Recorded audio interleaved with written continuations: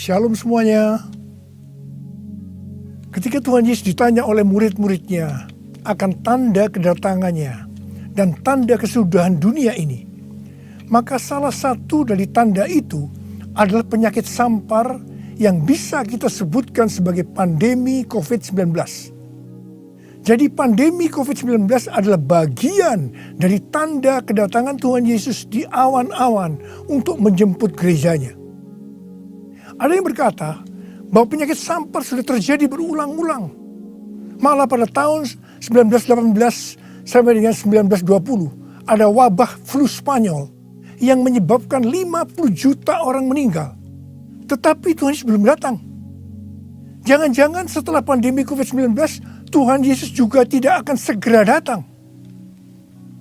Kalau kita bicara Tuhan Yesus tidak segera datang, ini tidak sesuai dengan yang dikatakan Tuhan Yesus dalam kitab Wahyu. Dalam kitab Wahyu, Tuhan Yesus berkata, "Aku datang segera sebanyak 4 kali. Dan waktunya sudah singkat, waktunya sudah dekat sebanyak 2 kali." Jadi kalau Tuhan Yesus berkata, "Aku datang segera" 2000 tahun yang lalu, apalagi hari-hari ini, pasti lebih segera lagi. Hati-hati, jangan terjebak menjadi pengejek-pengejek yang dengan ejekannya berkata, "Di mana janji kedatangannya itu? Dari dulu keadaan tetap seperti ini. Katanya salah satu tanda adalah penyakit sampar. Mana buktinya? Penyakit sampar sudah terjadi berulang-ulang, tetapi ternyata Tuhan Yesus belum juga datang." Jangan berkata bahwa setelah pandemi COVID-19 Tuhan Yesus pasti datang kembali. Atau jangan juga berkata bahwa setelah pandemi COVID-19 Tuhan Yesus belum segera datang.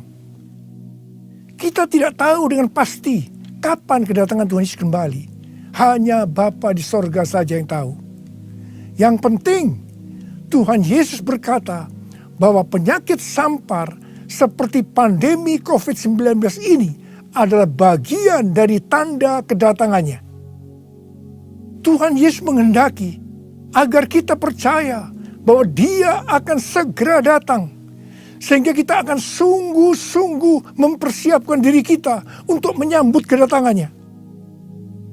Saya percaya bahwa sikap orang percaya dari zaman ke zaman yang melihat dan mengalami malapetaka, mungkin itu perang, mungkin itu bencana alam, termasuk penyakit sampar, akan berkata bahwa Tuhan Yesus akan datang segera. Sebagai contoh, Bapak Gereja yang bernama Cyprianus, yang adalah uskup gereja Kartago pada zaman Kekaisaran Romawi, yang mengalami pandemi pada tahun 250 sampai 271 Masehi. Pada saat itu di Roma saja sekitar 5.000 orang meninggal per hari. Cyprianus menyebutkan bahwa pandemi tersebut sebagai akhir zaman. Memang ini terbukti keliru. Akan tetapi dari sisi yang lain kita melihat keyakinannya bahwa ini adalah akhir zaman justru membuat terjadinya kebangunan rohani. Gereja terlibat dalam pelayanan sosial diakonia yang dahsyat. Melihat itu banyak orang menjadi percaya dan gereja berkembang pesat. Jadi setiap zaman seolah-olah Tuhan menciptakan situasi, apakah itu perang, bencana alam, kelaparan, termasuk penyakit sampar, agar perkataan Tuhan Yesus, "Aku datang segera" itu selalu ada di dalam hati orang percaya. Sehingga mereka selalu dalam kondisi berjaga-jaga, melakukan amanat agung Tuhan Yesus, sehingga penuaian jiwa besar-besaran terjadi. Demikian juga dengan adanya pandemi COVID-19 ini, Tuhan menghendaki gerejanya, yaitu kita-kita ini, bergerak menyelesaikan amanat agung sebelum Tuhan Yesus datang kembali. Sejak tahun 2009, setelah Tuhan berbicara dengan begitu serius kepada saya tentang "Aku datang segera", saya selalu memperkatakan hal ini. Saya selalu mengingatkan agar kita lebih intim dengan Tuhan. Hari-hari ini pesan Tuhan kepada kita adalah kembali kepada kasih mula-mula. Ingat, kita adalah calon mempelai wanita dari Kristus. Sang mempelai pria akan datang dengan segera untuk menjemput kita. Kita harus mempersiapkan diri dengan kembali kepada kasih yang mula-mula. Dalam Wahyu 2 ayat 1 sampai dengan 7, Tuhan Yesus berkata kepada jemaat di Efesus, bahwa jemaat di Efesus itu rajin, tekun, tidak dapat sabar terhadap rasul palsu, tetap sabar dan mau menderita oleh karena namaku, kata Tuhan. Tidak mengenal lelah, membenci perbuatan-perbuatan pengikut Nikolaus yang juga aku benci, kata Tuhan Yesus. Pengikut Nikolaus mengajarkan bahwa percabulan tidak akan mempengaruhi keselamatan seseorang dalam Kristus. Ini adalah pengajaran sesat, karena kitab Perjanjian Baru mengatakan hal yang sebaliknya, yaitu bahwa orang yang hidup dalam percabulan tidak akan mendapat bagian dalam kerajaan Allah. Kalau kita melihat ini, saya berkata bahwa jemaat Efesus ini jemaat yang luar biasa. Akan tetapi Tuhan Yesus melanjutkan dengan berkata, namun demikian, aku mencela engkau, karena engkau telah meninggalkan kasihmu yang semula. Sebab itu ingatlah betapa dalamnya engkau telah jatuh. Bertobatlah dan lakukanlah lagi apa yang semula engkau lakukan. Jika tidak demikian, aku akan datang kepadamu dan mengambil kaki dianmu dari tempatnya, jikalau engkau tidak bertobat. Mengambil kaki dianmu artinya mengeluarkan dari dalam kerajaan Allah. Kesimpulan dari pesan Tuhan kepada jemaat di Efesus, yang juga berarti buat kita semua, adalah apapun yang kita lakukan untuk melayani pekerjaan Tuhan, kalau tidak didasarkan kepada kasih mula-mula, maka Tuhan Yesus berkata, betapa dalamnya engkau telah jatuh. Dan kita harus bertobat. Kalau kita tidak bertobat, Tuhan akan mengambil kaki dian kita. Artinya, kita akan dikeluarkan dari dalam kerajaan Allah. Kasih mula-mula adalah kasih yang kita miliki pada saat kita baru bertobat dan percaya kepada Tuhan Yesus. Pada saat itu kita akan mengasihi Tuhan dengan segenap hati, dengan segenap jiwa, dan dengan segenap kekuatan kita. Pengalaman saya pada waktu itu adalah keinginan untuk selalu berdoa. Keinginan untuk memuji dan menyembah Tuhan. Keinginan untuk membaca Alkitab. Keinginan untuk hidup kudus.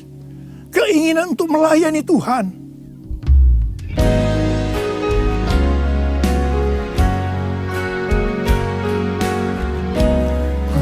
Cinta kau Yesus, hanya engkau bagiku Yesus. Sungguh ku rindu mengatakannya, betapa aku mengasihimu. Engkau Allah dan Rajaku, kekasih dan hidupku. Engkau segalanya bagiku. Ku bersyukur kepadamu. Ku bersyukur kepadamu. Ku bersyukur kepadamu.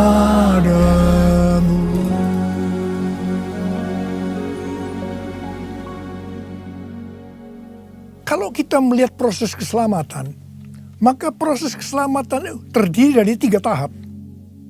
Tahap yang pertama adalah proses justification, yang artinya pembenaran. Tahap yang kedua adalah proses sanctification, yang artinya pengudusan. Tahap yang ketiga adalah proses glorification, yang artinya pemuliaan atau pengangkatan. Pada proses pertama, yaitu proses justification atau pembenaran, kita bertobat dan percaya kepada Tuhan Yesus, kita mengalami kelahiran baru, kita mengalami kasih mula-mula. Setelah itu kita memasuki tahap yang kedua, yaitu proses sanctification atau pengudusan. Dalam proses ini, kita akan dikuduskan terus-menerus oleh Roh Kudus dan firman Allah, sehingga kita menjadi serupa dengan gambarnya, yaitu menjadi murid Tuhan Yesus. Setelah itu, kita akan masuk dalam proses yang ketiga, yaitu glorification, yang artinya pemuliaan atau pengangkatan. Jadi, yang diangkat itu adalah mereka yang menjadi serupa dengan gambar Yesus, yaitu murid Tuhan Yesus.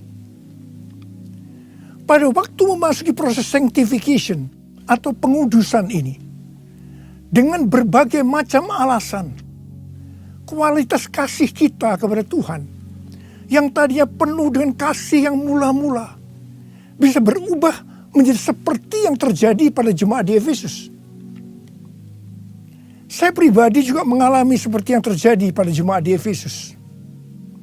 Tetapi melalui pengudusan secara terus-menerus oleh Roh Kudus dan firman Allah, juga disertai dengan proses yang menyakitkan, saya kembali kepada kasih mula-mula sampai dengan hari ini.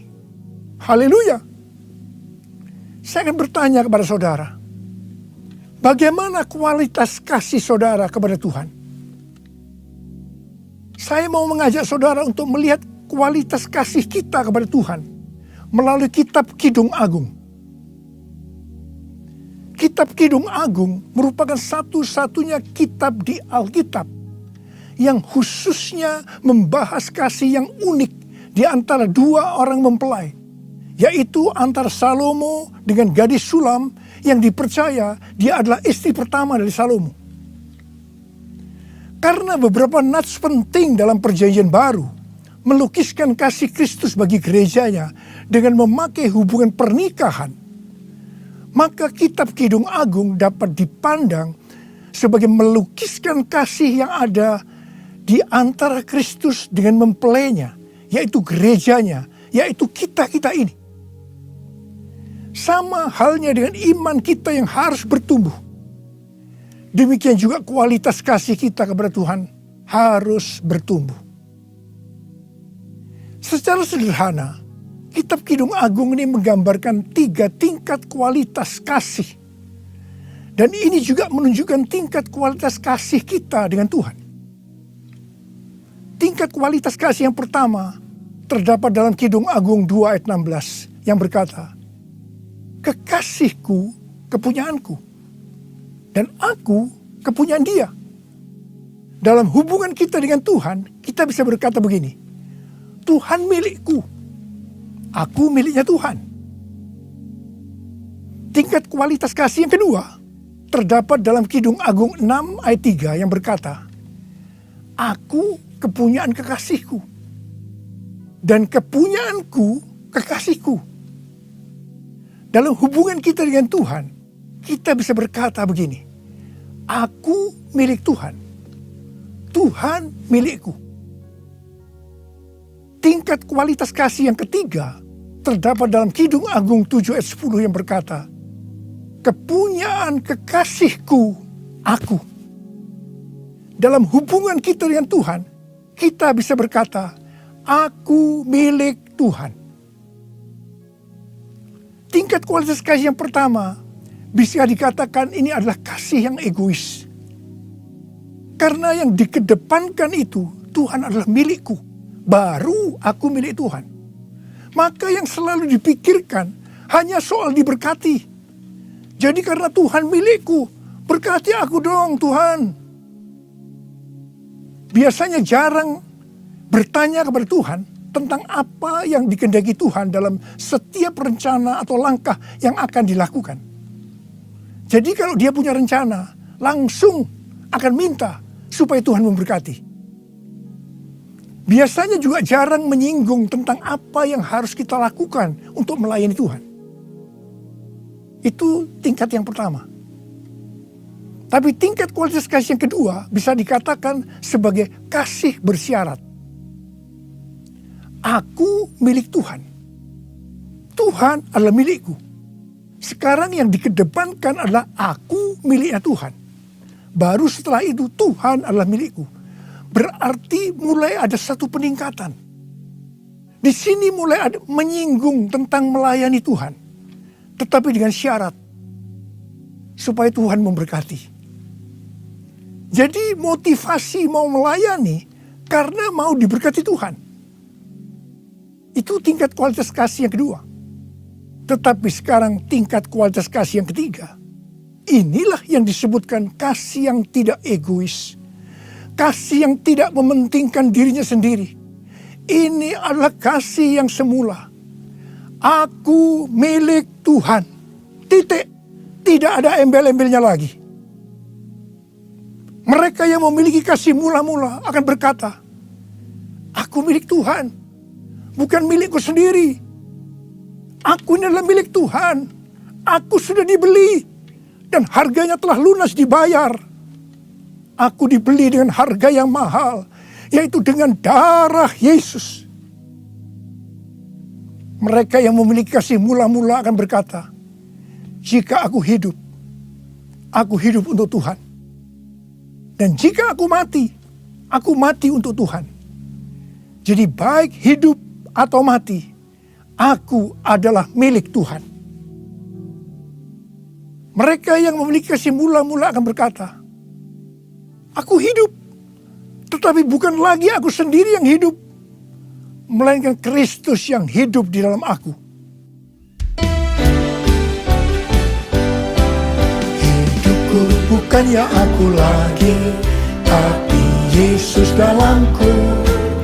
Hidupku bukannya aku lagi, tapi Yesus dalamku. Yesus hidup, Yesus hidup dalamku. Hidupku bukannya aku lagi, tapi Yesus dalamku. Tapi Yesus dalamku. Orang yang memiliki kasih mula-mula sudah tidak memikirkan lagi tentang diberkati atau tidak diberkati oleh Tuhan. Yang paling penting adalah hidup menyenangkan hatinya Tuhan. Melakukan kehendaknya Tuhan. Seperti Tuhan Yesus berkata dalam Yohanes 4 ayat 34. Makananku ialah melakukan kehendak Dia yang mengutus aku dan menyelesaikan pekerjaannya. Makanan adalah sesuatu yang sangat vital dalam hidup ini. Mendapatkan makanan adalah motivasi manusia dalam bekerja atau berusaha. Dan Tuhan Yesus mengajarkan kepada kita bahwa yang paling penting dalam hidup ini, artinya fokus hidup kita adalah melakukan kehendak Bapa, bukan kepada makanan, meskipun makanan itu perlu. Orang yang memiliki kasih mula-mula akan melayani Tuhan seperti yang terdapat dalam Roma 14 ayat 17 dan 18 yang berkata, sebab kerajaan Allah bukanlah soal makanan dan minuman, tetapi soal kebenaran, damai sejahtera, dan sukacita oleh Roh Kudus. Karena barang siapa melayani Kristus dengan cara ini, ia berkenan kepada Allah dan dihormati oleh manusia. Orang yang memiliki kasih mula-mula akan selalu berkata, sebab engkau baik, bahwasanya untuk selama-lamanya kasih setiamu.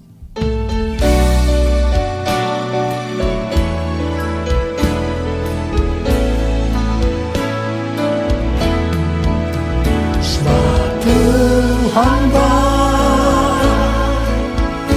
bahwasanya untuk selamanya kasih setianya. Sebab Tuhan bahwasanya untuk selamanya kasih setianya. Bahwasanya untuk selamanya kasih setianya.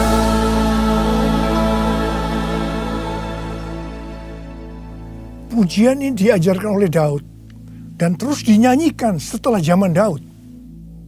Tuhan memberitahu kepada Daud hal yang paling menyenangkan hatinya Tuhan, yaitu kalau dipuji oleh kita, bahwa Tuhan itu baik, bahwasanya untuk selama-lamanya kasih setianya. Karena memang itulah yang Tuhan lakukan untuk kita. Jadi apapun masalah yang kita hadapi, nyanyikan terus pujian tadi. Orang yang memiliki kasih mula-mula akan berkata, aku tidak takut, sebab Tuhan menyertai aku. Aku tidak bimbang, sebab Tuhan adalah Allahku. Tuhan akan meneguhkan aku, bahkan akan menolong aku. Tuhan akan memegang aku dengan tangan kanannya, yang membawa aku kepada kemenangan.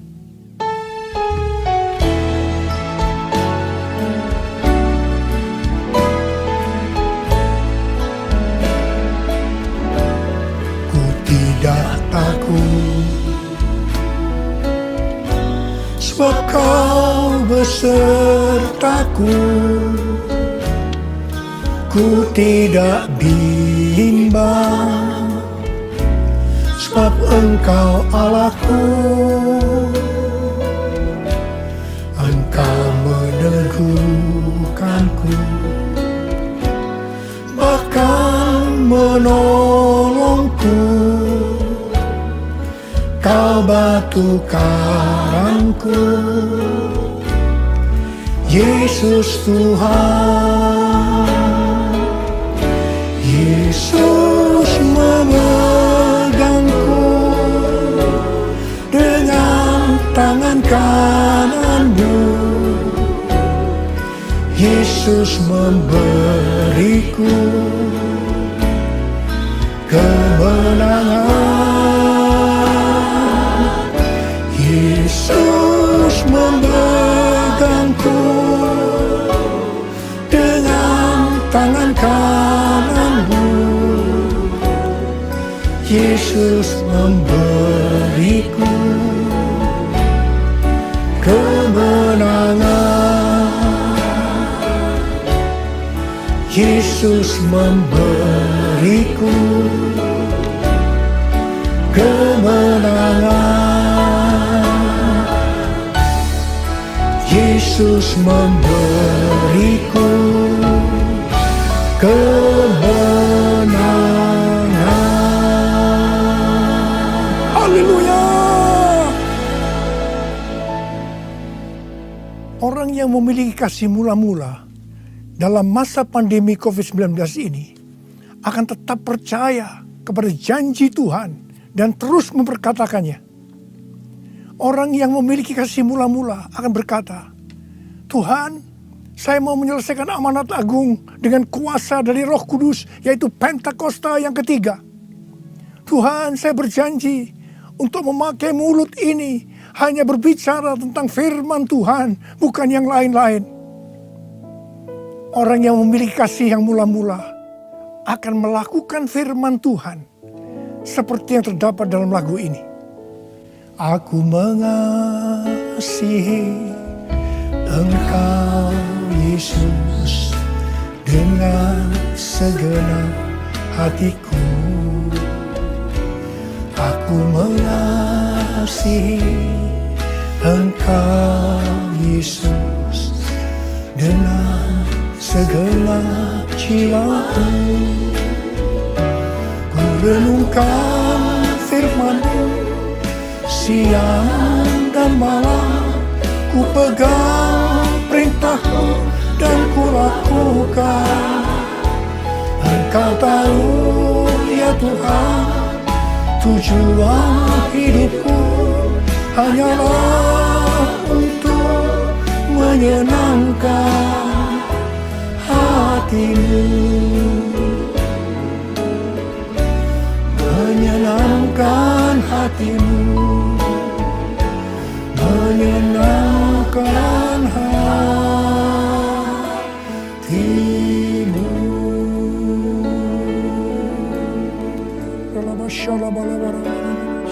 Mari angkat tangan saudara, sembah Dia, sembah Tuhan Yesus. Sembah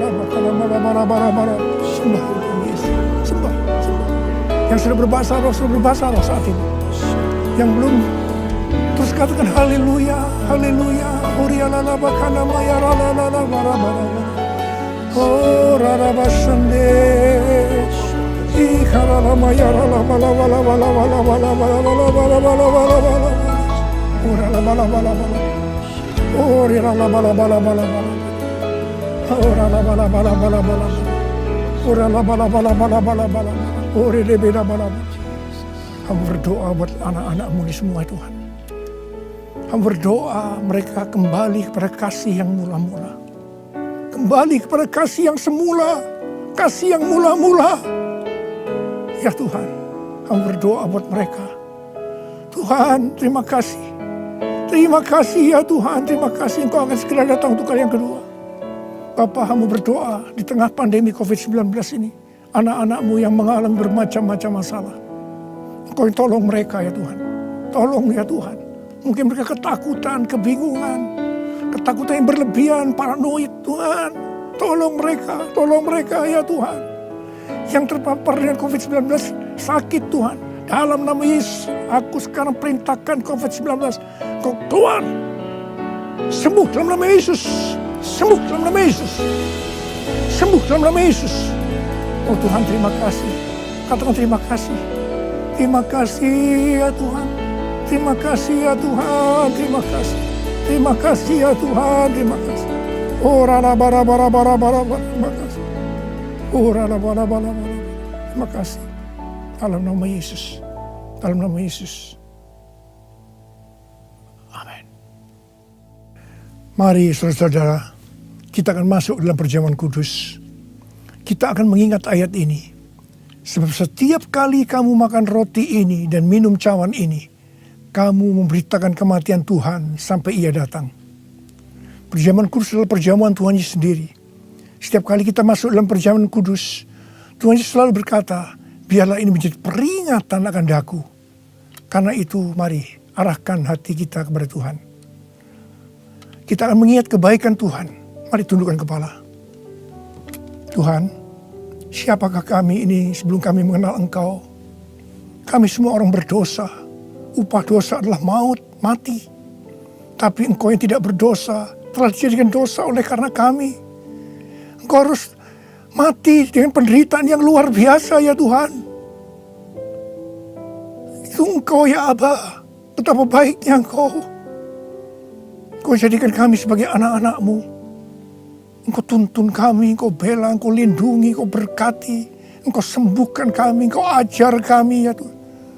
Engkau juga menghajar kami kalau kami salah Tuhan. Terima kasih ya Aba. Terima kasih Engkau itu adalah Engkau ya Tuhan. Tuhan Yesus akan memberkati saudara melalui perjamuan kudus ini. Tapi Tuhan mau kita makan dan minum dengan cara yang benar. Karena itu masing-masing sekarang berdoa. Lihat keadaan dirimu masing-masing. Jangan menyimpan dosa. Kalau ada dosa yang Tuhan ingatkan saat ini, langsung minta ampun. Ampuni saya Tuhan. Ampuni saya. Katakan ampuni. Ampuni ya Tuhan. Ampuni. Supaya sudah diberkati oleh Tuhan. Tuhan ampuni anak-anak-Mu.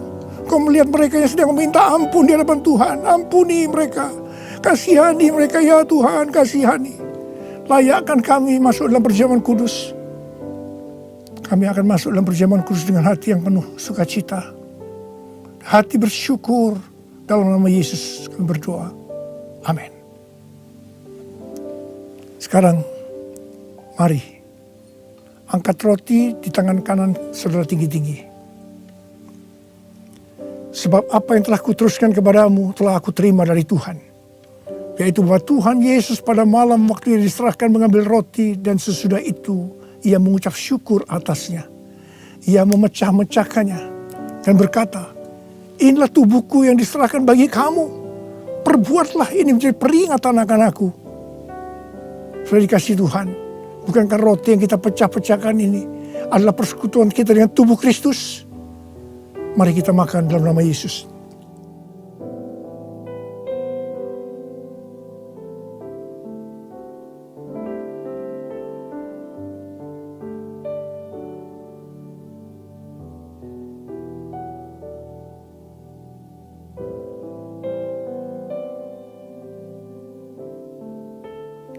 Sekarang angkat cawan di tangan kanan saudara tinggi-tinggi. Demikian juga ia mengambil cawan sesudah makan lalu berkata, cawan ini adalah perjanjian baru yang dimeteraikan oleh darahku. Perbuatlah ini setiap kali kamu meminumnya menjadi peringatan akan aku. Saudara kasih Tuhan, bukankah cawan pengucapan syukur, yang atasnya kita ucapkan syukur adalah persekutuan kita dengan darah Yesus. Mari kita minum dalam nama Yesus.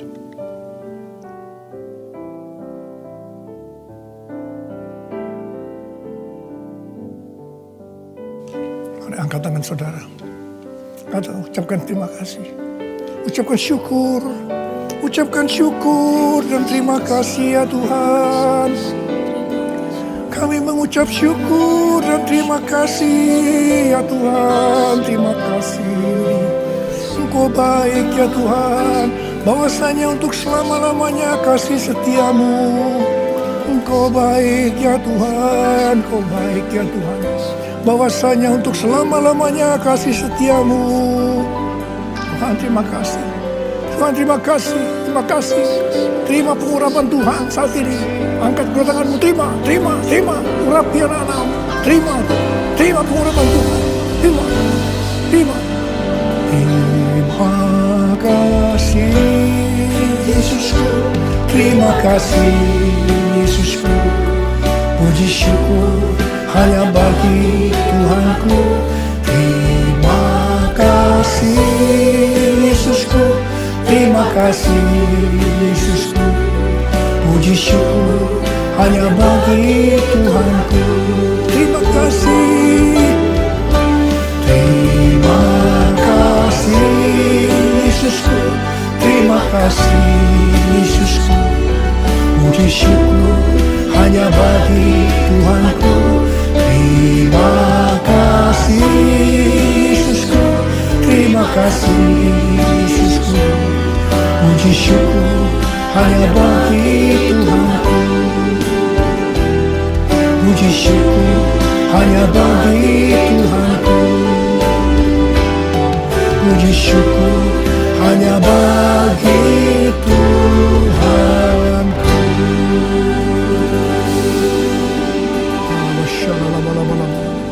Oh ya terima kasih. Terima kasih. Terima kasih. Berkati anak-anakmu. Terimalah berkat Tuhan. Kasih karunia berlimpah-limpah daripada Allah Bapa dalam anak yang tunggal Yesus Kristus. Persekutuan yang manis dengan Roh Kudus menyertai saudara sekalian mulai hari ini sampai Tuhan Yesus datang menjemput kita di awan-awan dan bahkan sampai selama-lamanya. Yang percaya bersama-sama katakan amin.